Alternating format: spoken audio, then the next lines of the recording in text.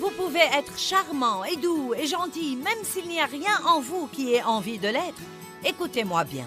Quand vous choisissez de faire ce qu'il faut quand vous n'avez pas envie de le faire, c'est à ce moment-là que vous faites des progrès.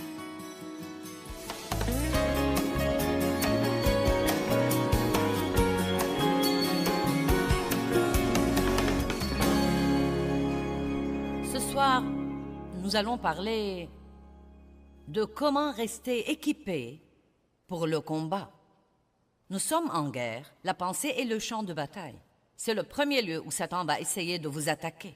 Est-ce que vous sentez parfois que vous avez des pensées très bizarres et vous vous dites « Quand est-ce que ça va s'arrêter ?» Parfois même, vous vous demandez « Mais d'où est-ce que ça me vient ?» Et parfois, vous avez même comme des attaques implacables contre votre pensée de soucis ou de crainte ou d'inquiétude au sujet de quelque chose.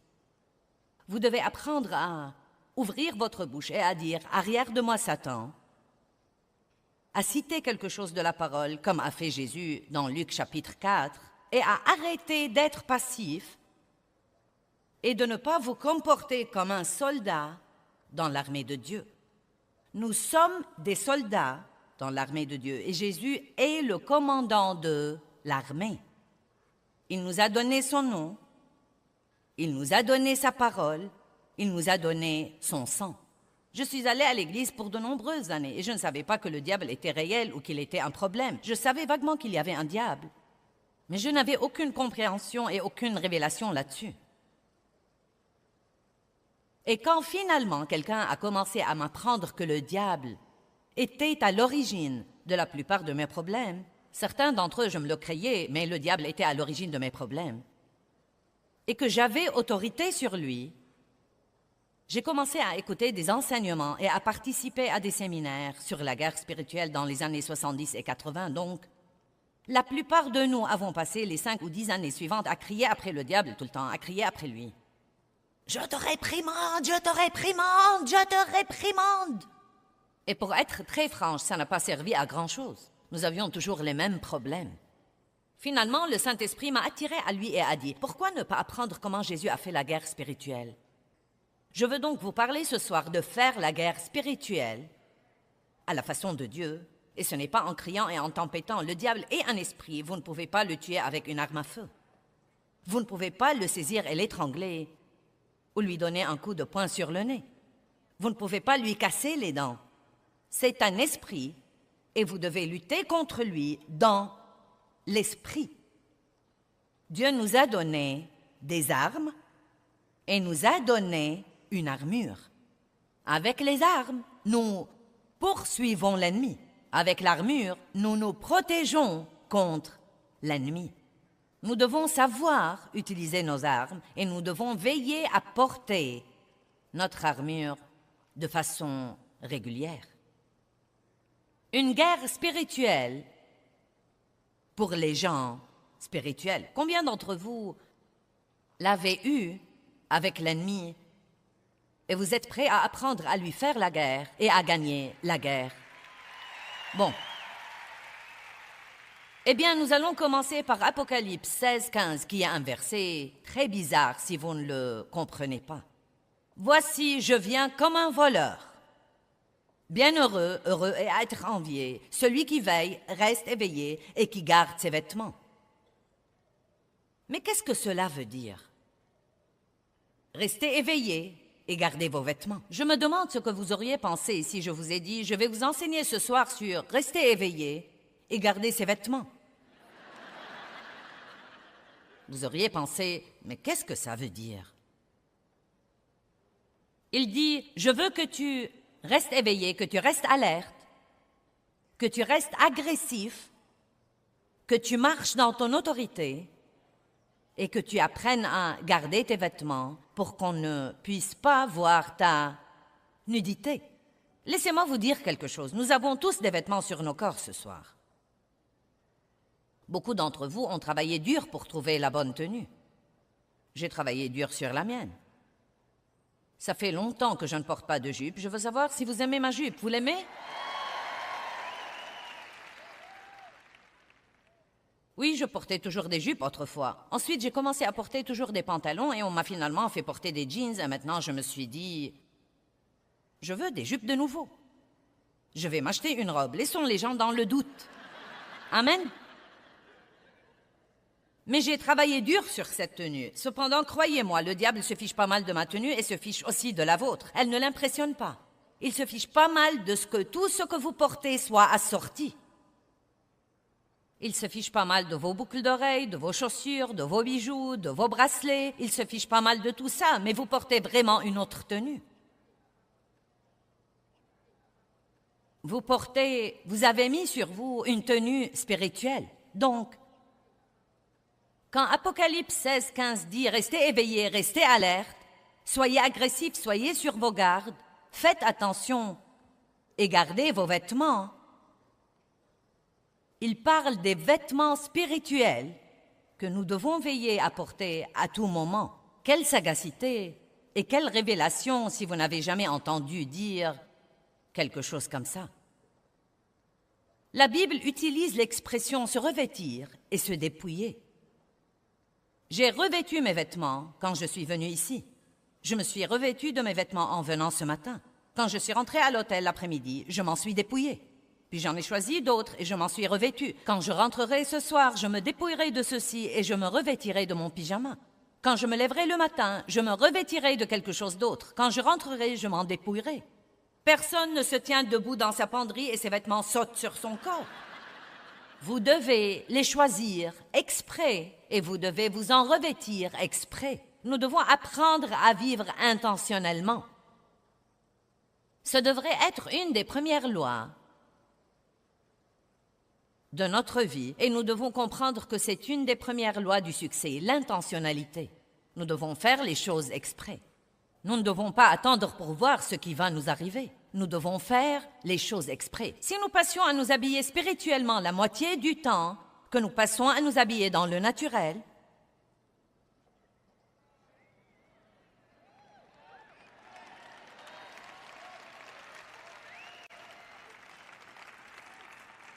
nous aurions beaucoup plus avancé dans notre parcours avec Dieu et le diable aurait déjà été à sa place qui est sous nos pieds. La Bible dit « Revêtez-vous de Jésus-Christ. Revêtez-vous de l'amour. Revêtez-vous de la miséricorde. Revêtez-vous d'entrailles de bonté. Revêtez-vous de modestie, la modestie qui est en fait l'humilité. Dépouillez-vous du vieil homme, revêtez-vous de l'homme nouveau, revêtez-vous de l'armure complète de Dieu. » Très intéressant. Est-ce que vous faites ça? Revêtez-vous de Jésus-Christ veut dire que le matin, avant d'aller quelque part, vous vous levez et vous prenez une décision. J'appartiens à Dieu et je ne m'appartiens pas. Et quand je sors de cette chambre et que je commence à traiter avec ma famille, quand je sors par la porte et que je commence à traiter avec la société, je suis un représentant personnel du Seigneur Jésus-Christ.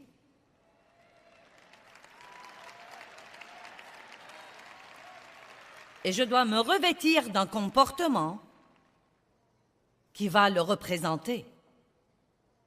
J'ai la pensée de Christ. J'ai l'Esprit de Dieu en moi. Je n'ai pas le privilège ou le droit, et ce n'est vraiment pas un privilège, d'aller me comporter comme tous les autres. Je suis un étranger d'une planète étrangère. Je ne suis pas à ma place ici, je suis de passage. Je me dirige quelque part, et mon vrai but pendant que je suis ici n'est pas de faire comme je veux, mais de représenter Dieu et d'attirer les autres à lui par mon comportement pieux. Est-ce que vous comprenez ça? Je veux ce week-end enrôler des gens dans l'armée de Dieu. Je veux que vous signiez, que vous donniez votre consentement dans l'esprit, pour ainsi dire. Dieu, il est temps que je m'oublie, que j'ai les regards sur toi, que je découvre ce que tu veux que je fasse et que je le fasse. Et faire ce que Dieu veut que vous fassiez ne veut pas dire que vous devez être un pasteur en chair ou que le titre révérend précède votre nom ou que vous devez être un leader d'adoration. Cela veut dire que vous devez aller dans votre société, partout où que Dieu vous ait mis et que vous devez vous comporter comme Jésus. Aussi simple que ça. Colossiens 3:12.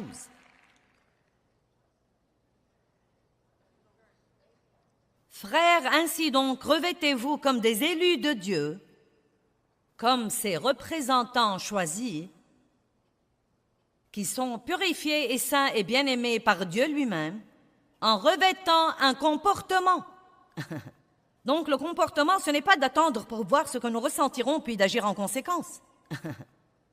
Nous nous revêtons du comportement. Nous prenons d'avance la décision. Dieu, avec ton aide, je veux rester calme, quelles que soient les choses auxquelles je vais me heurter. Combien d'entre vous perdez votre paix assez souvent? Allez, ne faites pas les innocents avec moi. Bon, savez-vous que la paix fait partie de vos vêtements? Elle est vos chaussures spirituelles. Donc, si vous marchez sans paix, vos pieds risquent d'être tailladés et contusionnés et gâchés. Cela nuit à votre parcours avec Dieu quand vous n'êtes pas dans la paix. Il y a des comportements, des attitudes qui ne vont pas à un croyant. Le savez-vous? Comme il y a des coupes et des couleurs qui ne vont pas à tout le monde. Ce vert me va à merveille, mais il ne m'irait pas du tout si j'étais bronzée. Eh bien, certains d'entre vous, le bronzage leur va à merveille. Ce vert ne vous ira peut-être pas. Nous veillons à revêtir les choses qu'il faut, le style qu'il faut, le truc qui nous va, et pourtant, nous nous revêtons de comportements qui ne nous vont pas du tout. Ce ne sont pas des comportements que devrait avoir un croyant. Le non-pardon ne va pas à un croyant.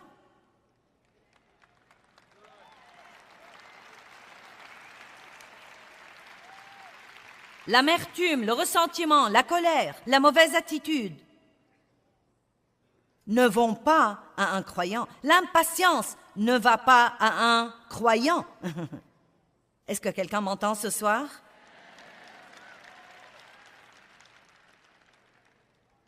La prochaine fois que vous vous mettez en colère, vous feriez aussi bien d'entendre Dieu dire « Tu as perdu une pièce de tes vêtements. » Maintenant, tu es dehors dans le royaume spirituel avec une partie de toi nue. Et tu vas avoir un problème. Combien d'entre vous, si vous perdez votre pantalon, seriez prompte à le remonter? Non, mais ça ne prendrait pas très longtemps. Vous saisissez votre pantalon, vous le remontez, vous serrez la ceinture. Éphésiens 6 dit « Saignez vos reins de la vérité ». Qu'arrivera-t-il si vous perdez votre pantalon spirituellement? Certains s'en fichent pas mal.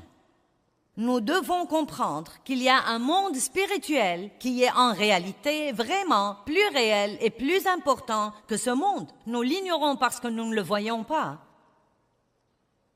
Mais il est là. Amen. C'est l'endroit où nous allons vivre pour l'éternité. Nous devons donc nous y habituer.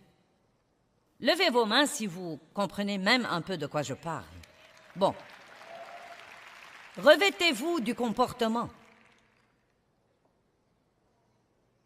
Éphésiens 4, 22 à 24. 22, 23, 24. Dépouillez-vous de votre ancienne nature, débarrassez-vous de votre vieil homme non renouvelé. Vous savez, par exemple, après avoir ressuscité Lazare des morts, Jésus a dit une deuxième chose. Il a dit « Dépouille-toi de ton linceul ». Puis-je vous le dire, certains d'entre vous portent des linceuls.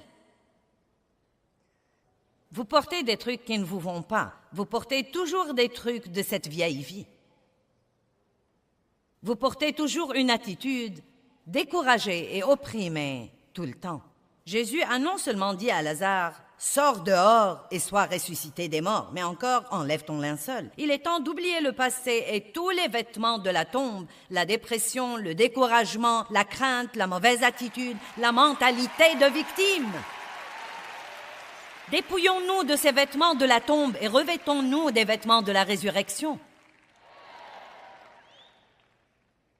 C'est presque comme si je peux entendre certains d'entre vous, c'est presque comme si j'exaspère certains d'entre vous. Vous êtes plutôt comme « Eh bien, tu ne sais pas ce que je ressens. »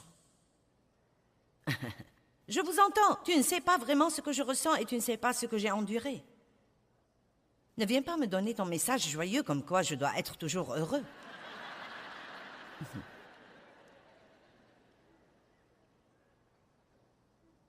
Laissez-moi vous dire quelque chose.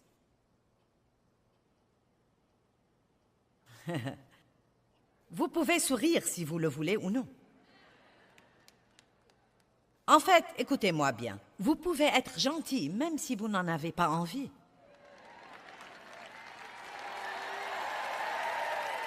Vous pouvez être charmant et doux et gentil même s'il n'y a rien en vous qui ait envie de l'être.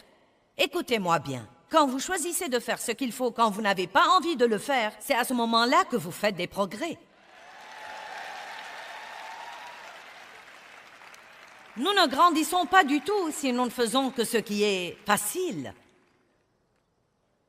Et vous savez, je connais des gens qui sont nés heureux. Eh bien, je ne suis pas comme ça. Je ne suis pas née heureuse. J'ai dû travailler là-dessus. J'étais une de ces personnes qui peuvent trouver quelque chose de mauvais dans toute chose. J'ai eu une vie difficile. Non, mais je connais des gens, ils sont de bonne humeur tout le temps. Ils sont heureux tout le temps. Je connais des gens qui sont si doux qu'ils mettent du sucre partout. Et je pense parfois, quand Dieu a distribué les gènes de la douceur, je crois que quelqu'un a pris les miens. Mais bien que je n'ai aucun de ces gènes dans le naturel, j'ai hérité certains de Jésus-Christ. Quand j'ai été régénérée, j'ai reçu la nature de Dieu. Amen. Si quelqu'un est en Christ, il est une nouvelle créature. Les choses anciennes sont passées et toutes choses sont devenues nouvelles. Vous recevez la nature de Dieu quand vous devenez un enfant de Dieu. Et vous héritez le fruit de l'esprit. Vous héritez la capacité de pardonner. Vous me dites, eh bien, pourquoi ai-je donc un tel problème? Parce que nous vivons par notre âme plutôt que par notre esprit. Votre esprit n'a pas un problème, c'est votre âme qui a un problème. Et l'âme doit être renouvelée. C'est un travail qui doit être fait exprès, il doit être fait intentionnellement, il doit être fait par le Saint-Esprit. Mais il ne sera fait que quand vous coopérez avec lui en étudiant la parole. Vous devez non seulement écouter quelqu'un vous prêcher un message une fois par semaine, mais encore étudier la parole. Vous devez creuser et étudier et être affamé de la parole de Dieu et aimer la parole de Dieu et apprendre à être un adorateur. Amen. Israël voulait faire une petite interview avec moi ce soir pour son programme au sujet de l'adoration. Et il a dit, pourquoi aimes-tu l'adoration? J'ai dit, si on a un cas de déprime, l'adoration s'en débarrassera plus vite que n'importe quoi. Amen. Écoutez-moi, vous ne pouvez pas suivre ce que vous ressentez et ce que vous pensez et ce que vous voulez. Tout ceci est dans votre âme. Je ne veux plus que tu te comportes comme ça désormais et je ne serai pas heureux avant que tu ne changes. Vous savez, autrefois, je pensais, je ne peux pas être heureuse jusqu'à ce que, et je ne peux pas être heureuse jusqu'à ce que, et je ne peux pas être heureuse jusqu'à ce que. J'ai finalement compris qu'il était temps d'être heureuse. Y a-t-il quelqu'un ici qui a besoin d'être heureux maintenant? Bon, écoutez, je vais vous donner une bonne chose ici. Vous ne pouvez pas contrôler ce que font les autres, mais vous pouvez contrôler ce que vous faites vous-même. Oui, vous pouvez. Vous dites, oh non, je n'ai aucune maîtrise de soi. Si, vous avez. Non, je n'ai pas. Si, vous avez, vous avez. C'est le tout dernier fruit de l'esprit qui figure dans Galates 5 que vous recevez quand vous recevez le Saint-Esprit. La maîtrise de soi. La maîtrise de soi veut dire que vous pouvez vous maîtriser. Nous n'avons pas reçu l'esprit de maîtrise des autres. Personne ici n'a reçu de Dieu l'esprit de maîtrise des autres. Vous avez reçu l'esprit de maîtrise de soi. Alléluia, je prêche mieux que vous ne réagissez.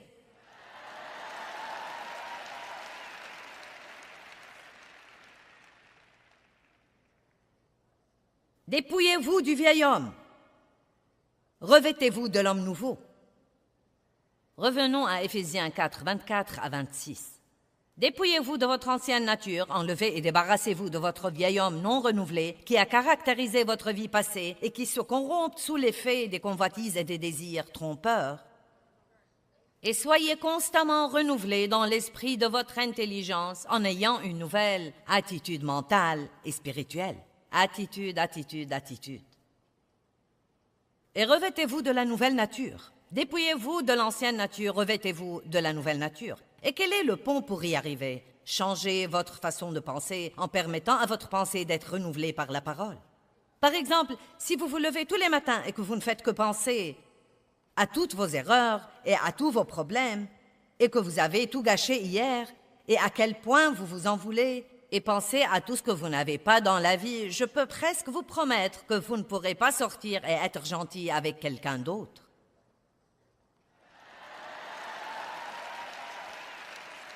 Allez maintenant.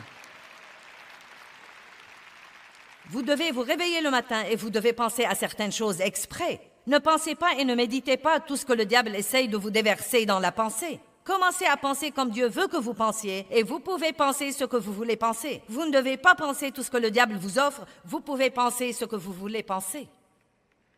Et une des choses qui vous aideront, c'est de parler à haute voix. Levez-vous tous les matins. Si vous pouvez, c'est quelque chose que vous allez aimer. Mettez-vous tout de suite à genoux à côté de votre lit et dites simplement « Jésus ». Jésus, Jésus, Jésus, aide-moi à me comporter comme tu veux que je me comporte aujourd'hui. Vous travaillez pour Dieu, vous êtes de son personnel. Si vous faites ce que vous êtes censé faire, vous aurez votre salaire. Dieu s'occupera de vous. Allez, je vous parle. Dieu s'occupera de vous. Nous travaillons tous pour Dieu. Juge chapitre 6, verset 34 nous dit « L'Esprit du Seigneur revêtit Gédéon. » Ouh! Alléluia! Mince alors, c'est la meilleure chose à revêtir. Juge chapitre 6, verset 34 dit « L'Esprit du Seigneur revêtit Gédéon. » Donc Dieu nous revêtit de son esprit et ensuite il nous demande d'aller le représenter. Dans Job 29, 14 à 16, jetons-y un coup d'œil. Job dit « Je me revêtais de la justice. » Comment est-ce qu'on se revêt de la justice? Nous allons voir plus tard dans la soirée que la justice est en fait une chose double. C'est être justifié devant Dieu par la grâce et la miséricorde de Dieu, par la grâce imméritée et non à cause des œuvres que nous aurions faites pour la gagner ou la mériter. Mais c'est aussi la mise en pratique de cette justice dans notre vie de tous les jours. Nous nous exaltons quand nous apprenons que nous sommes justifiés devant Dieu par le sang de Christ. Mais nous devons nous exalter également d'apprendre à faire le bien dans notre vie de tous les jours. Est-ce que vous focalisez sur sortir tous les jours, revêtu de l'Esprit de Dieu, revêtu des vêtements spirituels qu'il faut pour représenter Dieu et faire le bien? Ne nous lassons pas de faire le bien et de faire ce qu'il faut, car nous moissonnerons au temps convenable si nous ne nous relâchons pas. La Bible dit même que ceux qui aiment la justice auront une onction spéciale de Dieu.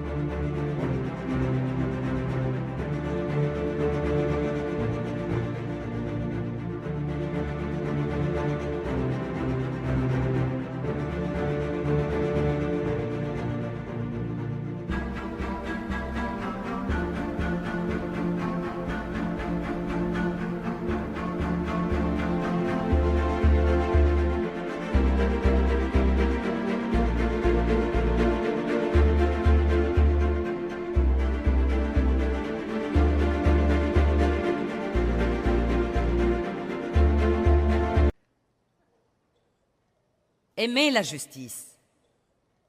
Désirer de faire ce qu'il faut. C'est mauvais d'avoir du non-pardon. Étudier sur ce plan jusqu'à avoir un exaucement. Je n'ai jamais, dans toutes mes années de ministère, c'est la condition dans laquelle nous sommes, je n'ai jamais dans toutes mes années de ministère prêché un message sur les dissensions ou le non-pardon, quel que soit le nombre de personnes présentes, ce pourrait être des milliers comme ce soir. Et à la fin, quand je disais que tous ceux qui ont besoin de pardonner à quelqu'un dans leur vie se lèvent de leur siège, je n'ai jamais eu moins de 70 à 80% de toute l'assemblée se lever. Jamais, pas une seule fois, nulle part. Contre qui êtes-vous fâché? Vous voyez, quand vous applaudissez, ces applaudissements mous.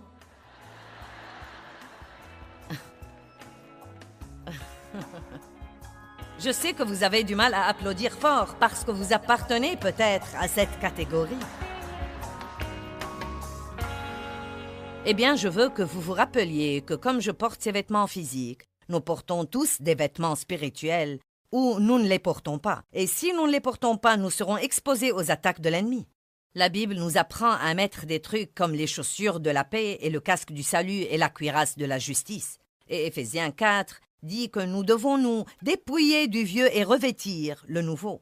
Nous devons donc prendre la responsabilité, recevoir la grâce de Dieu et veiller à nous revêtir de l'Esprit de Dieu. Passer un temps avec Dieu le matin, passer un temps dans la parole, ces choses aident à vous revêtir comme il faut avant que vous ne sortiez dans le monde.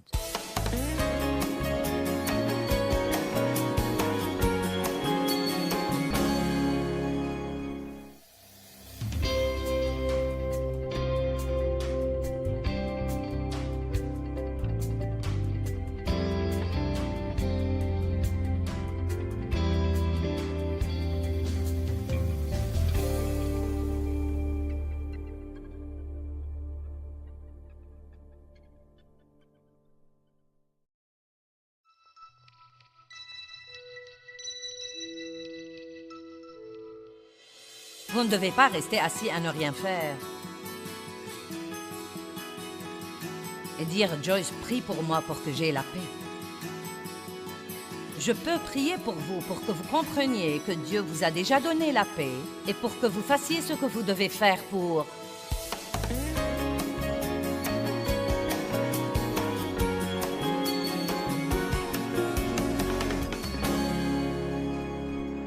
Rendez-vous service, pardonnez aux autres, ne restez pas en colère, ne restez pas fâchés, ne restez pas amers. Faites de votre mieux, nul de nous n'atteindra à la perfection, mais laissez l'Esprit de Dieu travailler pour vous, pour faire de bonnes choses et pour faire de bons choix.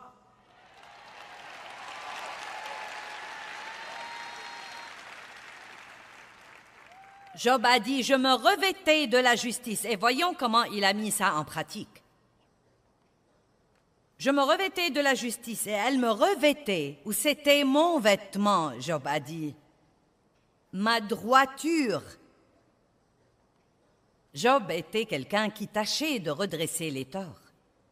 Est-ce que vous voyez des torts et vous hochez la tête et vous dites « quelqu'un devrait faire quelque chose » ? Ou est-ce que vous êtes quelqu'un qui dit « je trouverai un moyen de redresser ces torts » ? Revenons au verset. Ma droiture m'était comme un manteau et un turban ou un diadème ou une couronne. Vous comprenez, il dit, parce que j'ai œuvré à rendre justice aux autres, la justice m'était comme une couronne sur la tête. Ma justice m'était comme un manteau. J'étais l'œil de l'aveugle et le pied du boiteux. J'étais le père des misérables et j'examinais la cause de l'inconnu. Bien, Job dit clairement ici, quand vous voyez des gens qui ont des besoins, ce qu'il faut faire, c'est de les aider.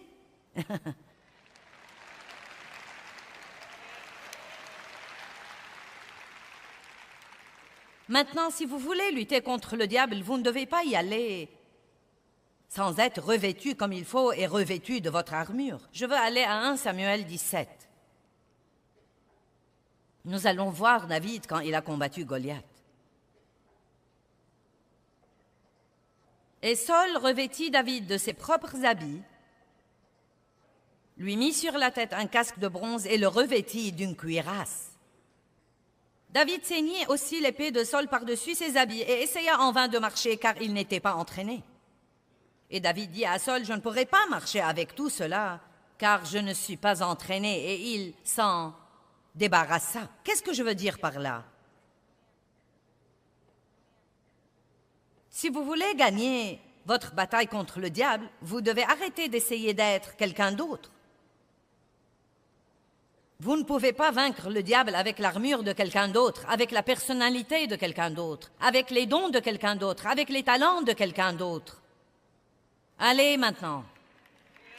Le seul moyen de vaincre le diable, c'est d'être assez hardi pour dire « Je suis ce que je suis et le Seigneur m'aime comme je suis et il me change tous les jours. J'avance, je grandis et j'avance. »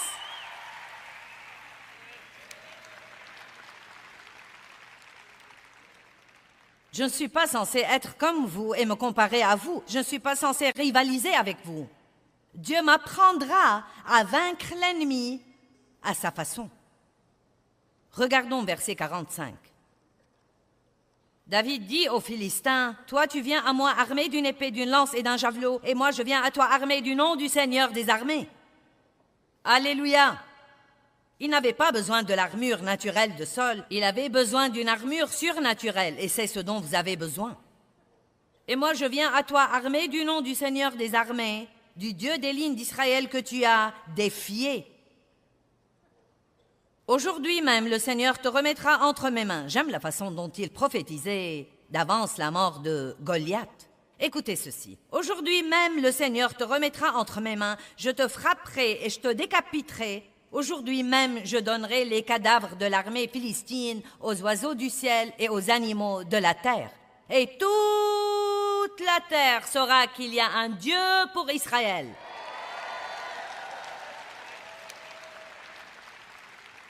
Nous reviendrons sur ce point dans un instant. Nous devons être plutôt comme ceci. Dieu, je veux aller dans le monde aujourd'hui où il y a tant de gens perdus, embrouillés et souffrants. Et je veux aller là, et je veux me revêtir de toi et de ton comportement. Je veux sortir te représenter pour que quelqu'un puisse avoir l'espoir et savoir qu'il y a un moyen d'avoir la joie dans sa vie. Je veux sortir là et faire savoir au monde qu'il y a un Dieu qui est vivant sur cette terre et qu'il est mon ami. Amen. Revenons à notre verset. Et toute cette assemblée saura que ce n'est ni par l'épée, ni par la lance que le Seigneur donne la victoire, car la bataille est au Seigneur et il vous livrera entre nos mains. Et comme le Philistin s'approchait à la rencontre de David, David courut à toute vitesse vers la ligne de bataille à sa rencontre. David mit la main dans son sac et prit une pierre, la lança avec la fronde et frappa le Philistin au front et il tomba la face contre terre. Ainsi David triompha du Philistin par la fronde et la pierre.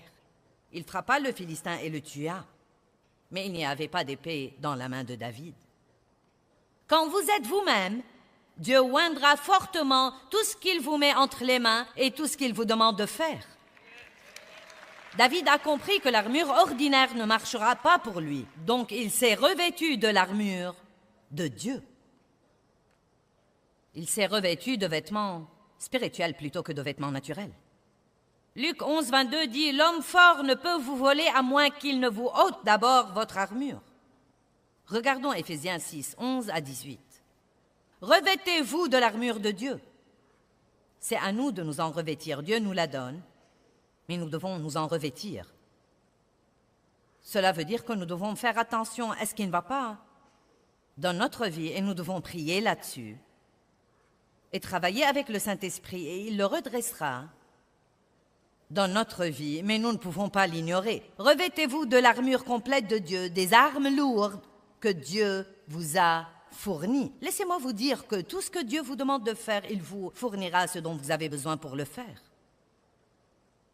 Dieu nous pardonne donc, nous avons le pardon, et ensuite il nous fournit ce dont nous avons besoin pour pardonner aux autres. Dieu est miséricordieux envers nous, donc nous avons ce dont nous avons besoin pour être miséricordieux envers les autres. Dieu est bon, il est bon envers nous, donc maintenant nous avons son exemple. Il nous a montré comment être avec les autres. Savez-vous que tout ce que Dieu vous donne, il s'attend à ce que vous le donniez, il s'attend à ce que vous soyez un canal et que vous le laissiez couler en vous et par vous. Ne soyez pas un puits bouché. C'est comme ça que les ennemis dans l'Ancien Testament, c'est comme ça que les nations se battaient. Elles bouchaient les puits les unes des autres. L'ennemi venait, boucher les puits des gens dont il voulait prendre la terre, et je crois que le diable a bouché les puits de beaucoup de gens. Nous devons commencer à laisser les choses couler. Prendre quelque chose, donner quelque chose, inspirer, expirer, recevoir la miséricorde et la donner, recevoir le pardon, donner le pardon, recevoir la bonté, la donner, recevoir l'amour, pardonner. Dieu est-il patient avec vous? Êtes-vous impatient avec les autres?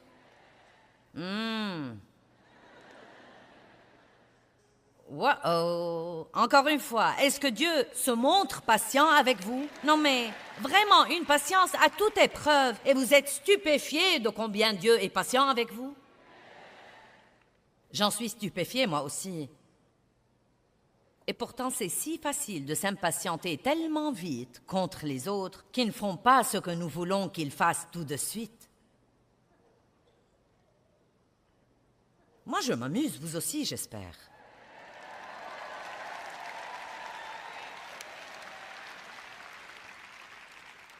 Revêtez-vous de l'armure complète que Dieu vous a fournie afin que vous puissiez avec succès tenir ferme contre toutes les stratégies et toutes les tromperies du diable. Tout, tenir ferme contre tout. Si vous êtes revêtu de l'armure complète, vous pourrez tenir ferme contre toutes les stratégies et les du prix du diable et le vaincre.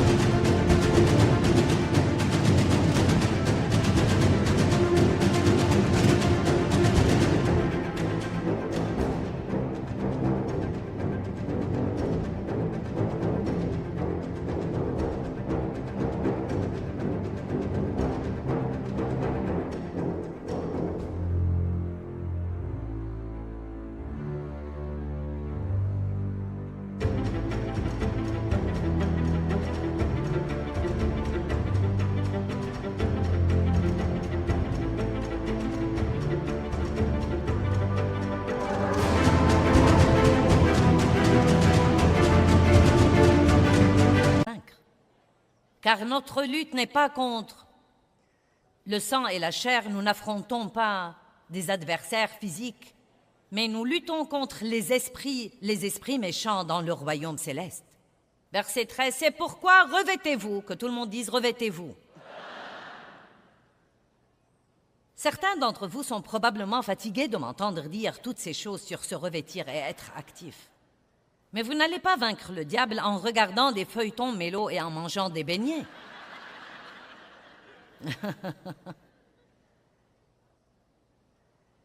Il est temps d'être prêts, messieurs, dames.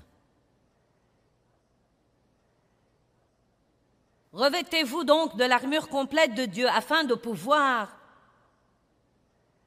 résister et de tenir ferme au mauvais jour du danger. Et après avoir surmonté toutes les exigences de la crise, vous devez tenir ferme à votre place. Maintenant, laissez-moi dire 2 ou 3 choses rapides là-dessus. Tout d'abord, faites ce que vous pouvez faire. Faites ce que vous savez faire, que Dieu vous a appris à faire. Et ensuite, Dieu fera toujours ce que vous ne pouvez pas faire. Est-ce que vous m'entendez? C'est vraiment si simple, d'accord? Vous dites, j'ai besoin de travail. Bien, faites ce que vous pouvez faire, allez chercher du travail. Une idée originale, n'est-ce pas? J'ai fait 2 demandes d'emploi la semaine dernière. Non, cherchez du travail 8 heures par jour s'il le faut. Faites 100 demandes d'emploi par jour. Soyez agressif. Comportez-vous comme un soldat dans l'armée de Dieu. Dites, je suis un enfant de Dieu. Si quelqu'un peut trouver du travail, ce sera moi. Je vais trouver un bon travail. Dieu m'aime vraiment. Je suis un donneur. Je suis revêtu de mon armure. J'ai mes armes. Je suis vêtu dans l'esprit. Et je vais chercher et chercher et chercher et chercher. Tenez donc ferme, ayant ceint vos reins de la vérité. Maintenant, la vérité est la parole de Dieu. Et il dit ici qu'elle est la ceinture, et les ceintures tiennent nos pantalons en place. Quand vous avez des difficultés, vous devez serrer la ceinture. En d'autres termes, il dit là qu'il est temps d'être prêt et de croire la parole de Dieu plus que jamais. C'est tellement facile de dire « je crois la parole de Dieu » quand vous n'êtes pas obligé à la mettre en pratique dans votre vie. Mais quand tout à coup vous sentez que l'enfer tout entier est sorti contre vous et que vous avez attendu plus longtemps que vous ne pouvez supporter, et vous voyez que les autres sont bénis alors qu'ils ne le méritent vraiment pas à votre avis, et vous êtes sur le point de tout perdre, tous vos vêtements. Non, mais vous êtes sur le point de perdre la joie, de perdre la paix, de perdre l'amour. Vous êtes sur le point d'avoir une résurrection de ce vieil homme comme... C'est à ce moment-là que vous devez serrer cette ceinture de 2 ou 3 crans et dire non, je vais être prêt et je vais tenir ferme dans la parole de Dieu.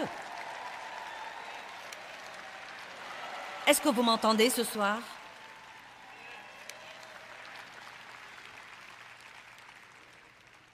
Prenez la décision ce soir de ne pas essayer la parole, mais de tenir ferme dans la parole de Dieu aussi longtemps qu'il le faut, quoi qu'il arrive, parce qu'il n'y a rien de mieux pour vous à faire.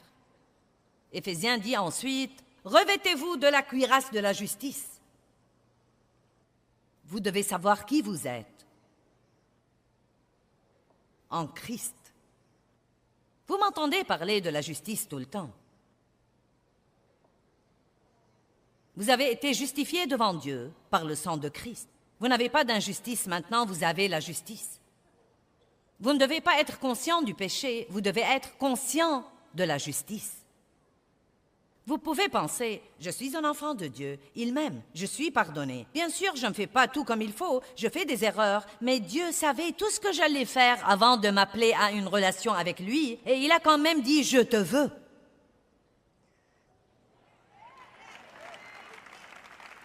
Vous ne surprenez pas Dieu. Vous devez d'abord savoir qui vous êtes en Christ, et quand le diable vient contre vous avec la condamnation, vous devez vous rappeler que la parole de Dieu dit qu'il n'y a aucune condamnation pour ceux qui sont en Christ. Cela ne veut pas dire que nous nous mettons à faire ce que nous voulons, mais cela veut dire que si vous avez un bon cœur envers Dieu et que vous voulez faire ce qu'il faut, si vous faites des erreurs, vous en parlez à Dieu et vous recevez son pardon. Et ce pardon vous a déjà été donné par le sang de Christ. Vous ne devez pas persuader Dieu de vous pardonner. Tout ce que vous devez faire, c'est de vous accorder avec Dieu et de recevoir son pardon. Vous serez instantanément purifié par le sang de Christ, instantanément. Et ne sentez-vous pas coupable. N'ayez pas mauvaise conscience. C'est inutile, c'est une perte de temps. Et quand vous savez que vous êtes en Christ, vous devez faire un effort avec le Saint-Esprit. C'est un effort par le Saint-Esprit. Ce n'est pas un effort charnel. Ce n'est pas quelque chose que vous faites tout seul et qui vous frustre tellement. Eh bien, j'essaye vraiment, j'essaye d'être bon, j'essaye de marcher dans le fruit de l'Esprit, j'essaye et j'en ai plus qu'assez d'essayer et j'ai essayé et essayé à en mourir. Ce n'est pas ce dont je parle. Ne partez pas d'ici en disant « Je vais essayer d'être bon, je vais essayer de garder mes vêtements et de rester éveillé. »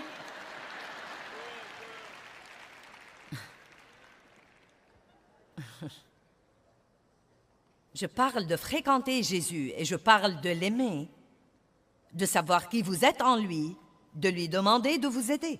Laissez-moi vous dire quelque chose. Si vous passez 1 heure à vous habiller spirituellement comme vous le faites pour vous habiller physiquement, vous sortirez et vous serez loin d'avoir autant d'ennuis. Revêtez-vous de la justice. Je vous laisse la paix, je vous donne et je vous lègue ma paix. Ce n'est pas à la manière du monde que je vous la donne, que votre cœur cesse de se troubler et de craindre. Maintenant, comprenez ceci. Arrêtez de vous permettre d'être agité et dérangé et ne vous permettez pas d'être craintif et intimidé et lâche. Gardez votre paix. Gardez votre paix et Dieu combattra pour vous. Restez calme. Paul a dit à Timothée, reste calme et serein. Une des choses les plus importantes que je dois faire comme prédicatrice de la parole de Dieu, c'est de rester en paix. La paix est votre position de puissance. La chose la plus importante que vous devez faire comme croyant, c'est de rester en paix. La paix est votre position de puissance. Vous ne devez pas rester assis à ne rien faire. Et dire, Joyce, prie pour moi pour que j'aie la paix. Je peux prier pour vous pour que vous compreniez que Dieu vous a déjà donné la paix et pour que vous fassiez ce que vous devez faire pour marcher dans la paix. Vous voyez, beaucoup de fois, nous voulons que Dieu... Nous continuons à lui demander de nous donner quelque chose que nous avons. Et ce que nous devons faire, c'est d'apprendre à utiliser ce que Jésus nous a déjà donné. Il a dit, je vous donne ma paix, maintenant arrêtez de vous permettre d'être agité et dérangé. Quand vous sentez venir le bouleversement, si vous ne pouvez rien faire d'autre, éloignez-vous-en pour quelque temps, respirez et parlez à Jésus. Aide-moi à rester calme, aide-moi, aide-moi, aide-moi, aide-moi Dieu, aide-moi, aide-moi. Chaussez-vous de la paix. Soulevez le bouclier de la foi. Libérez votre foi en priant et en disant et en faisant. Mettez le casque du salut, pensez comme une personne sauvée. Quelles que soient vos circonstances, mettez le casque de l'espérance. Ayez toujours l'espoir, c'est-à-dire une attente confiante que quelque chose de bien va vous arriver. Ouvrez votre bouche 20 fois par jour et dites « Je crois que quelque chose de bien va m'arriver. » Je le crois. Je m'y attends. Et brandissez l'épée de l'Esprit, qui est la parole vivante de Dieu. Que veut dire la brandir? L'utiliser et la dire de votre bouche quand vous êtes attaqué. Je vous enseigne ces trucs tout le temps. Maintenant, vous devez ouvrir votre bouche et les faire. Et finalement, mettons sur l'écran Éphésiens 6, 18. Et priez à tout moment, en toute occasion, en toute saison, par l'Esprit, par toutes sortes de prières et de supplications. À cette fin, quoi? Restez éveillés.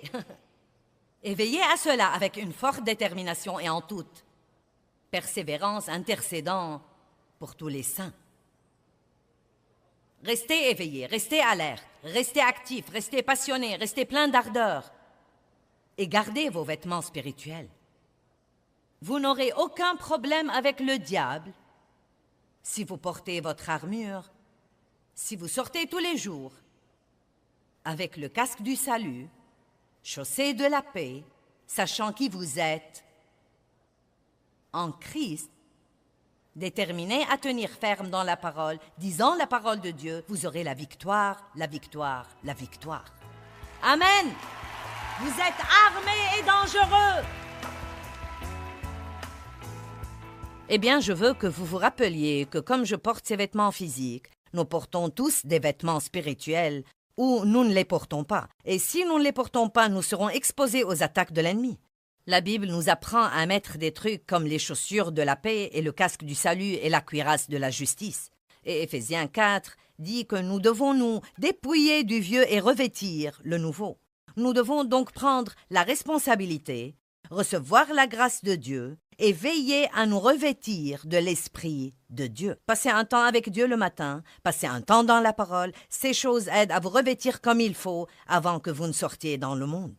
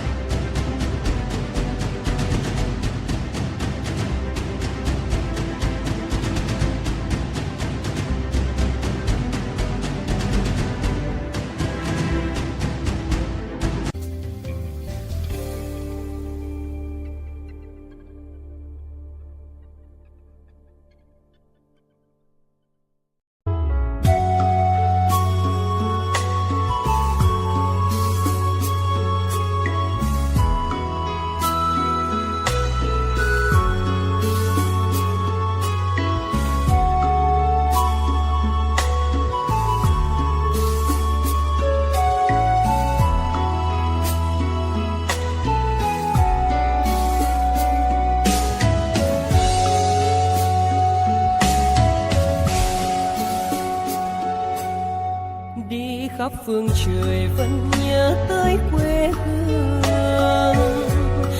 Người về đây thăm làng Trù quê mẹ và làng Sen quê cha, xúc động bồi hồi người rơi giọt lệ, thương mái nhà tranh thương đất mẹ nghèo.